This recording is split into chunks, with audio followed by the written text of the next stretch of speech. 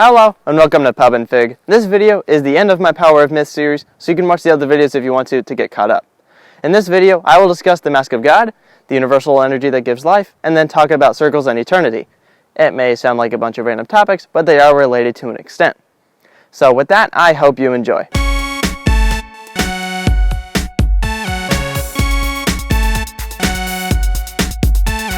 So, the Mask of God, as Campbell calls it, was actually in the third episode of the original Power of Myth series. It is in this episode because it made sense here, and it was basically random baggage there. At one point in that interview, Campbell refers to a large, three-headed statue found on an island in the harbor of Bombay, and deep in a tunnel system of sorts. The central head is the Mask of Eternity, that is the Mask of God, the Transcendent. When you look away from the central head, then, and I quote, one comes into a field of opposites. The other two heads are opposites for everything because everything comes in pairs. Good and evil, male and female, left and right, up and down, you name it. Because of how everything can be viewed in this way, that is why religions and myths tend to be ethical, doing what is right instead of doing what is wrong. Doing this instead of doing that. Now, back to the proper episode. Campbell discusses an idea of God in the West. That idea was that God is the source of the energy that gives life and wonder in the universe. On the contrary, the Oriental idea is that God is the vehicle of that energy. Either way, the idea of energy, of nature, or of another dimension, in some shape or form, is in many religions across the world. When it came to myths with multiple gods, Campbell said, and I quote, "The level of energy involved or represented determines the character of the god." Using Greek mythology as an example, Ares, the god of war, would have a different energy level than Poseidon, god of the sea. Although there is some kind of energy of life in the universe, we humans think there is someone or something generating it and cannot really agree to terms. Another common idea in myths around the world are circles. We may perceive circles as a usual shape today, but it is what the circle represents that is important. The circle really represents two things, totality and eternity. The circle represents totality in the sense it ends where it begins and it finishes the cycle. On the internal side of it, it never ends because it had no distinct starting or end points. As an example of the circle of totality, I will use Steve Rogers and his life as Captain America as an example. We see his story begin with him getting his superhuman abilities. He then fights in World War II against Hydra, but throughout those years, he was with the love of his life, Peggy Carter.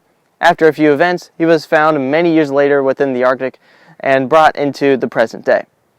Throughout his journey in the Marvel movies, he missed Peggy. In Avengers Endgame, when he was asked what makes him happy, he had no idea.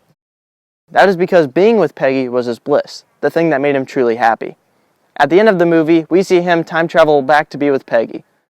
Steve's story began and ended being with Peggy, leaving his story with a sense of totality. To help explain the eternal circle idea, I want to go over what Campbell said about life in heaven. Is it forever? Yes, but it is not eternal, it is everlasting. Campbell's reasoning for this is that the aspect of time cannot exist in eternity. Whatever is eternal is, and time is absent. This is hard to comprehend, possibly because it transcends our thought and our experience in time. But when it comes to everlasting life, there is the aspect of time, it will just last forever.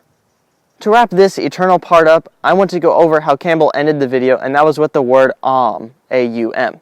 That wasn't the literal last word in the video, but it was the last topic. When the word is said properly and correctly, all the syllables can be said. Aum. That's my attempt at it. If I did it wrong, sue me.